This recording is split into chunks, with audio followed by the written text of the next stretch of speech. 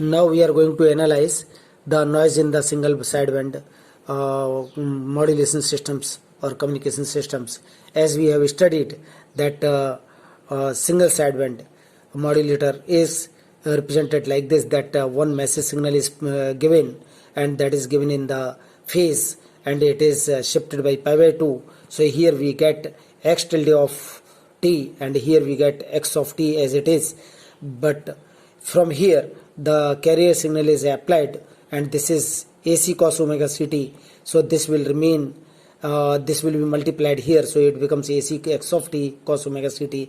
And here also this signal also is shifted by 90 degree, and it is given onto this product device or modulator, and this both the terms are modulated, and we are getting AC x tilde of xc tilde of t sin omega ct, and here at the output stage it is added, and this becomes xc of t. This is the modulated single sideband modulated signal. So this is transferred onto the channel, and on the channel it is added with the noise. If the channel is considered to be distortionless, then this xc of t will not be distorted, but the noise will be added. At the band pass filter output means this is the band pass filter of the single band. Here we have considered the upper sideband, so that over the upper sideband the noise will be available here, and here this is the narrow band signal, or we say band limited signal we are having, and band limited signal we are having here. And so mathematically we can see that input noise we are assuming n of t, nc of t cos omega ct minus ns of t sin omega ct. This is the band limited signal available here, and the power will be of this component and this component will be equal, that is E of n is c square of t divided by 2, here E of ns square by 2, that is quadrature phase component power. And the power we can calculate by the same formula as we have calculated earlier, but we'll have the change 1 by 2 pi minus w to w over that range of the single sideband transmission. The SNC of omega and SNS omega is eta by 2 dw, and this, if we are calculating, this becomes eta b, and the power of this component E, that is eta b, and the same power will be eta b. So input power will be available, that is eta b plus eta b divided by 2, so that will be eta by 2 plus eta b by 2 and eta b by 2, and that will be eta b.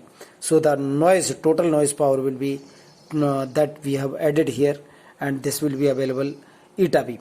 So that is a noise power, which is the same as we have considered in the baseband systems. So in baseband system we have considered the same. So here the input noise power of the single sideband communication, the noise power is again eta b. So we will see the signal input signal power. Input signal power, again we can call it here AC half of the, we can consider this equation here. So that is here the signal power, and here we can say this is the signal AC x of t cos omega ct plus AC x tilde of t sin omega ct. So we are considering this, and we will take the power of this.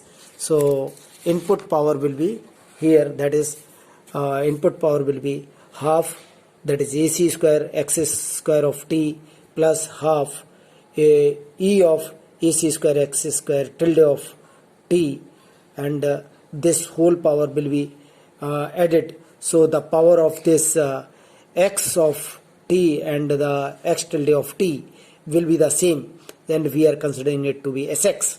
So here we have written Si is equal to half AC square Sx plus half AC square Sx, that will be AC square Sx. So input signal power is Si is equal to AC square Sx, and noise power was eta b. So we take the ratio signal to noise ratio of this SSB signal. The SSB system is AC square Sx by eta b. And here we take the output when it is passed through the mixture, then we are having the input signal multiplied by 2 cos omega ct.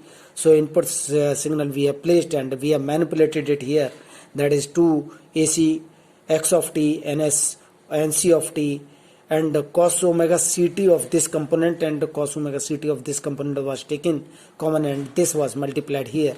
So we'll see this, and here 2 AC x tilde of t minus ns of t, and here also we have multiplied by cos omega ct.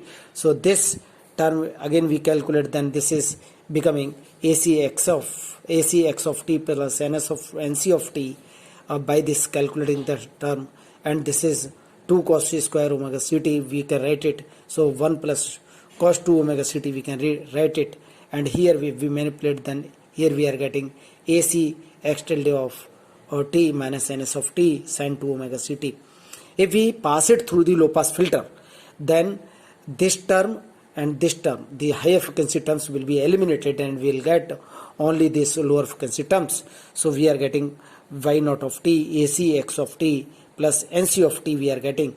So we can calculate the power of this AC square, average of this x of t, x is e of x square of t we are writing, and e of x square t we have already assumed that is Sx, so we have written it AC square Sx, and expected value of ns square n square nc square of t we are taking it to be 1 by 2 pi minus w to w, and this is spectral density of the in phase noise component in the SSB system. So this is eta by 2 over this range dw, as we have seen in the previous lecture. So we can calculate it, and it becomes 1 by 2 pi eta w, and here w we have written it to be 2 pi b, and it again comes, that is eta b. So we write output power S naught by N naught is equal to AC square Sx by eta b, and this power and this ratio, this input signal to noise ratio and output signal to noise ratio both are same. So if we divide output signal to noise ratio divided by input signal to noise ratio, that becomes the figure of merit, and it is equal to 1. So in this system, SSB system, the absolute figure of merit is 1, and if we take with consideration with the with reference to the baseband system, then also it is 1, whereas in the double sideband suppressed carrier, absolute figure of merit was 2, whereas the referred figure of merit was 1. So thank you very much.